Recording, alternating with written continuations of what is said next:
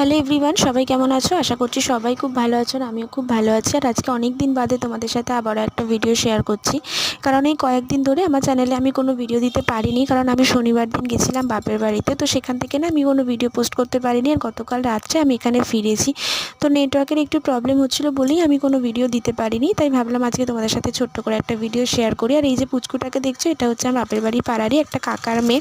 আর ওনা প্রত্যেকদিন সকালবেলা আমাদের বাড়িতে ঘুরতে আসার, আমি না অনেক দিন বাদেই বাপের বাড়ি গেছিলাম আর আমার দিদাও এসেছিলো আমি যাব বলে দেখা করতে। আর এই যে ছোট্ট ছোট্ট মুরগি ছানা দুটো দেখছো, এই দুটো আমার জায়াবু কিনে এনেছে দিদির ছেলের জন্য। আর ওনা অনেক দিন ধরে বায়না করছিল, তো দিদির ছেলে জানতোও না যেগুলো কেনা হয়েছে, কারণ ও তখন সেই সময় স্কুলে ছিল। তো মুরগিগুলো এনে দেখো এই যে বারান্দায় ছেড়ে দেওয়া হয়েছে, আর ওরা না খুঁটে খুঁটে এইসব খাবারটা খাচ্ছিলো, মা চাল দিচ্ছিলো তো সেগুলোই খাচ্ছিলো। আর এই যেখানে দেখো আমার দিদা বসে রয়েছে, আর এটা হচ্ছে আমাদের পাশের বাড়ির ঠাম্মা, মানে এই পুচকুটার ঠাম্মা আর কি। তো তারপরে বেলার দিকে মা মুরগিগুলোকে নিয়ে এসে না একটু ছাদে ছেড়েছিল, কারণ ওদেরকে ঝুড়ির মধ্যে আটকে রাখা হয়েছিল, তো ওরা না বেশিক্ষণ থাকতে চাইছিল না।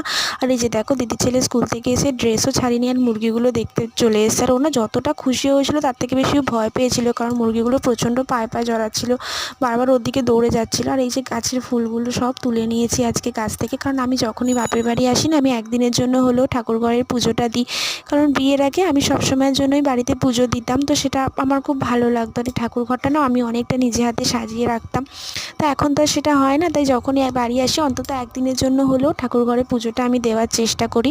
আর আজকে দেখো অনেক রকমের ফুল তুলে আমি ঠাকুর ঘরটাকে সুন্দর করে সাজিয়ে পুজো দিয়েছি। আর ওই যে দেখলে ওটা হচ্ছে আমাদের গোপাল, তো গোপালকেও সুন্দর করে সাজিয়ে গুছিয়ে পুজোটা দিয়ে নিয়েছে। আর এই যে লক্ষ্মী ঠাকুরটা আমাদের প্রত্যেক বছরই না বাড়িতে বড় করেই লক্ষ্মী পুজো করা হয়, তো প্রত্যেক বছরই এই ঠাকুরের মূর্তিগুলো এইভাবে রাখা হয়। তারপরে বেলার দিকে একটুখানি রাস্তায় বেরিয়েছিলাম এই পুচকুটাকে নিয়ে, আর ওনা দেখো আমার সাথে সমানে ঘুরছিল। আর ওনা অনেকদিন বাদে আমাকে দেখেছে ঠিকই, কিন্তু আমাকে চিনতেও পেরেছে জানি না, বারবার আমার কাছে চলেও আসছিল। আর এই যে তারপর ঘরে এসে দেখলাম মা দিদির ছেলেকে এখন খাইয়ে দিচ্ছে।